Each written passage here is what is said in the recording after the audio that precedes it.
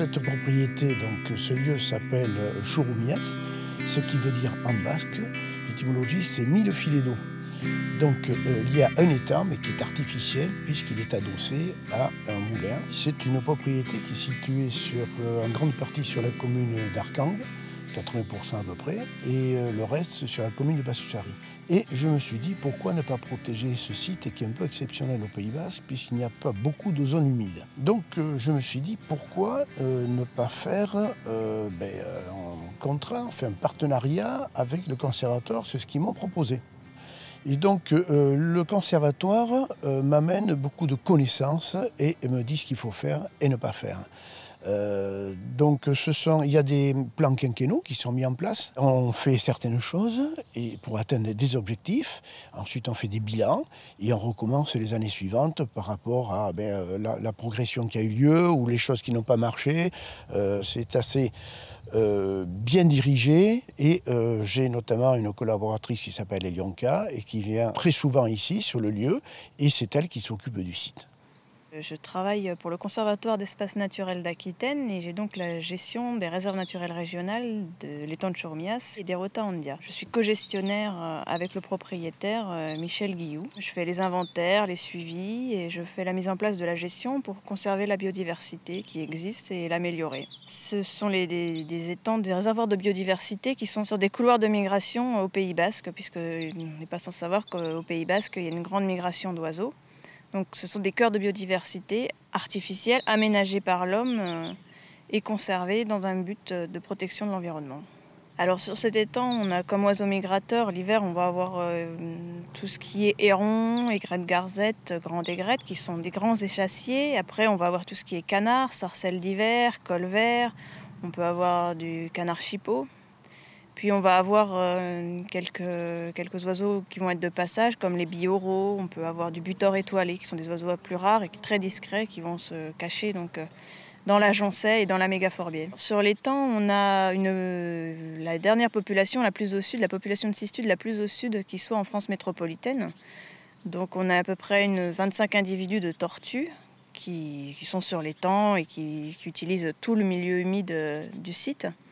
Donc on leur a créé des places de basking, des places de mise en exposition artificielle qui sont faites avec des arbres, des troncs d'arbres qu'on a mis dans l'eau. Donc elles utilisent ces troncs pour se mettre en insolation et avoir une température idéale pour avoir une activité toute la journée.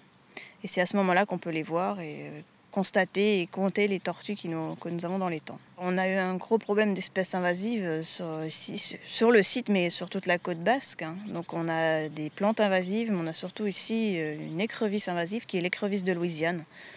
Donc pour lutter contre les dégradations qu'elle fait, puisqu'elle détruit toute la végétation de l'étang, elle va aller creuser dans les berges, mettre la terre dans l'étang, donc ce qui va rendre turbide l'eau et finalement tuer complètement l'étang. Donc on a mis en place des actions de gestion qui sont de la capture. On pose des pièges tous les ans. Durant 4 mois, on pose des nasses à écrevisses et on vient relever les nasses et on tue les écrevisses tous les ans.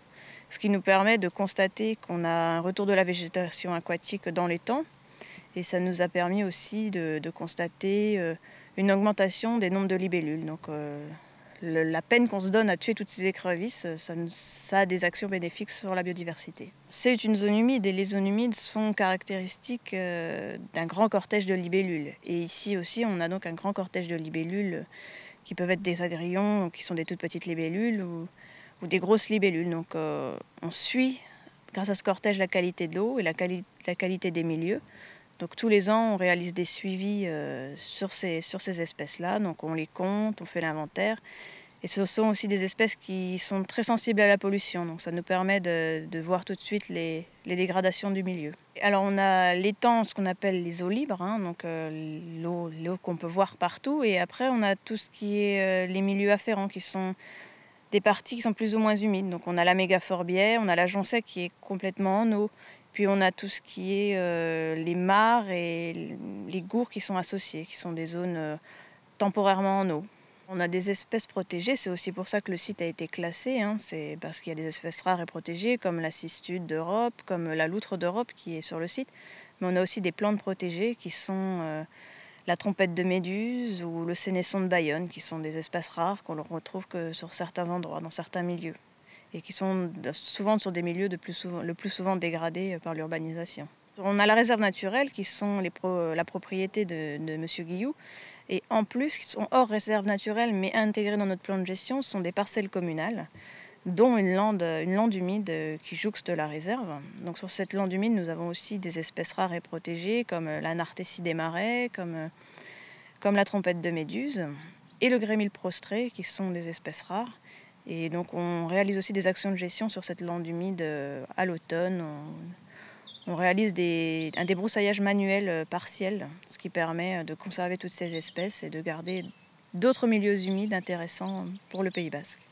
Alors le plan de gestion actuel va nous emmener jusqu'en 2018. C'est le plan de gestion 2014-2018. Donc en 2018, il faudra analyser nos objectifs et voir ce qu'on a atteint, ce qu'on n'a pas atteint et repartir sur de nouvelles bases.